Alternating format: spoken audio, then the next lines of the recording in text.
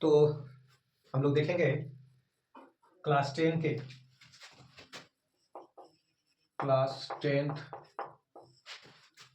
में पूछे जाने वाले गणित के एमसीक्यू टाइप प्रश्न है। तो पहला प्रश्न है कि 140 का अभाज्य गुणनखंड क्या होगा। तो हम लोग आसानी से निकाल सकते हैं 140 का अभाज्य गुणनखंड। 2 से करेंगे तो 70 बार में जाएगा, 2 से 70 35 बार में, और 5 से 7 बार में, यानी इसका आंसर हमको मिल जाएगा 2 पर पावर 2 गुना 5 गुना 7। यह हमारा पहला सवाल का आंसर हो जाएगा।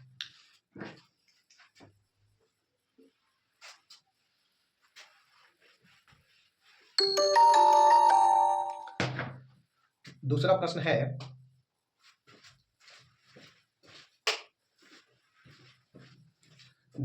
है, ध्यान से देखिएगा, 17/8 का दशमलव प्रसार, 17/8 यानी 8 से 17 में भाग देके हम देखेंगे। 8 दूनी 16 बचा 1 दशमलव, 8 एकम 8 आया 2 0, 8 दूनी 16 आया 4 0, 8 5 40, यानी पूरा ये कट रहा है, यानी शेष नहीं बच रहा कुछ भी, और बार बार रिपीटेशन नहीं हो रहा है। तो हम इसे कहेंगे कि एक शांत दशमलव प्रसार है। क्या लिखेंगे? शांत दशमलव प्रसार इसका आंसर देंगे। अगला सवाल है, x² - 3 के शून्यक बताएं। बेहद आसान प्रश्न है। शून्यक बताने के लिए हमको कुछ नहीं करना है। x² - 3 = 0, x² = 3, और हमको इसको अंडर रूट में कर देंगे, और शून्यक जब भी लाएंगे तो दोनों साइन साथ में आएगा, प्लस माइनस √3, या इसको ऐसे भी लिख सकते हैं, √3 प्लस में और माइनस में √3। ये अगला प्रश्न है। छोटे छोटे प्रश्न हैं जो आपके क्लास 10 के एग्जाम में पूछे गए हैं और पूछे जाएंगे, आगे भी पूछे जाएंगे। अगला प्रश्न है, x + 6 = 6, x + 6 नहीं, x + y = 6, x - y = 2। तो find the value of x and y। इसको तो हम बना सकते हैं, xy = 6, x - y = 2, y से y कट गया तो हमको मिलेगा 2x = 8, 2 से 4 बार में x का वैल्यू 4, और ये समीकरण 1 समीकरण 2, तो x का वैल्यू रख देंगे किसी एक में, दोनों में से किसी एक में रख देंगे वैल्यू, तो 4 + y = 6, तो y का वैल्यू 4 - 6 = 2। सिंपल सा सवाल और इसका आसान सा जवाब।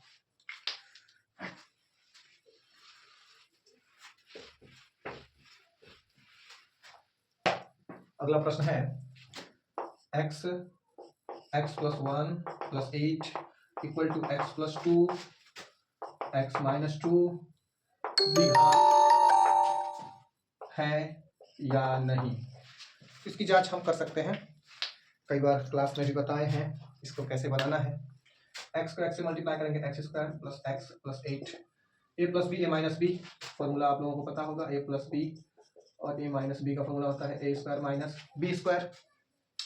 तो a + b a - b से a² और माइनस में b² यानी 4, x² से x² कैंसिल हो गया, x + 8 = -4, और यहीं से हमको पता चल गया कि अगर अगर यहाँ पे x² नहीं है समीकरण में, तो ये द्विघात समीकरण नहीं है। ये भी आसान प्रश्न, ये सारे प्रश्न ऑब्जेक्टिव टाइप है। आगे इसके कठिन प्रश्न का भी क्वेश्चन आएगा, आगे हम लोग देखेंगे। पहले एक बार सिंपल सब प्रश्न को देख लेते हैं, सीख लेते हैं। सभी सवाल आसान है, कोई भी सवाल हमने कठिन नहीं दिया अभी।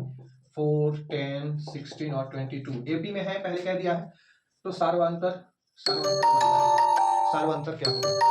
बेहद आसान। सार्वंतर निकालने के लिए, डी निकालने के लिए क्या होता है, a2 - a1, a2 है 10 - a1 है 4, 10 में से 4 गया तो 6 आंसर।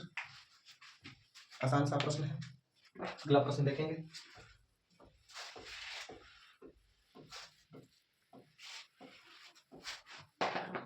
साइन ए, अगला प्रश्न है साइन ए बराबर 3/5 है, यानी पी बटा एच दे दिया है। तो कहता है टेन ए का वैल्यू क्या होगा। तो हमको टेन ए निकालना है तो पी बटा पी यानी लंब बटा आधार चाहिए, और आधार निकालने के लिए आपको पाइथागोरस लगा लीजिए। एच बराबर पी स्क्वायर, या हमको निकालना है बी, तो सीधे लगाएंगे बी बराबर H square minus P square. H हो गया 25 और पी हो गया 9, यानी 25 में 9 गया तो 16 बाहर निकलेगा तो 4, यानी पी हो गया 3 और एच हो गया बी हो गया 4, जो अभी लाए हैं। यहाँ से आंसर आ गया।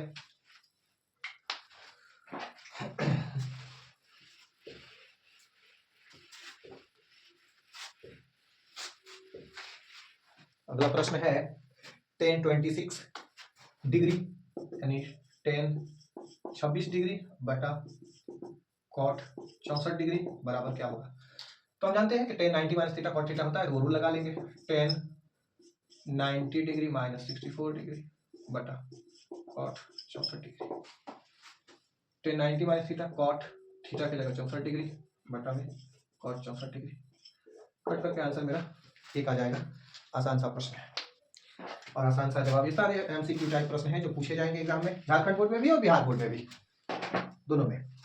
7 सेंटीमीटर त्रिज्या वाले वृत्त की परिधि और क्षेत्रफल बताना है। बेहद आसान, कई बच्चों को याद भी रहता है इसका इस तरह के प्रश्न का जवाब ज्यादातर बच्चों को याद रहता है। 7 सेंटीमीटर से उसका परिधि क्या होगा और उसका क्षेत्रफल क्या होगा। आइए तो परिधि निकालना है। पहला सवाल है कि परिधि क्या होगा। परिधि निकालने के लिए 2 पाई r, 2 पाई का वैल्यू हो जाएगा 22/7। कुछ बोला नहीं है पाई का वैल्यू क्या लेना है, नहीं तो लेते, अगर कुछ कह रहा था तो ले लेते, नहीं तो नहीं बोला है तो 22/7 लेंगे। r का वैल्यू 7 हो गया, 7 से 7 खत्म, 22 दूनी 44 cm। और क्षेत्रफल बोला है तो पाई r स्क्वायर यानी 22/7 और 7 इंटू 7 से 7 7 दूनी 14 का 4 करीबन 7 दूनी 14 और 1 15 154 cm स्क्वायर। बच्चों को याद रहता है आंसर। 7 सेंटीमीटर पर अगर प्रश्न आता है तो बच्चे को याद आता है कि इसका आंसर क्या आना चाहिए। अगला प्रश्न देखेंगे क्या है। अगला प्रश्न है 6 और 20 का अभाज्य गुणनखंड विधि से एचसीएफ बताएं। 6 और 20 का, 6 का हो जाएगा 2 गुना 3 और 20 का हो जाएगा 2 गुना 5, 2 दूनी 4 5 से 20 हो गया। कॉमन देख लेते हैं, 2 से 2 कॉमन है तो हमारा एचसीएफ आ गया आसानी से 2, है ना।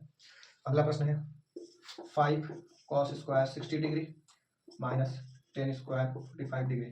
इसको आप लोग घर पे बना करके बताइएगा। धन्यवाद।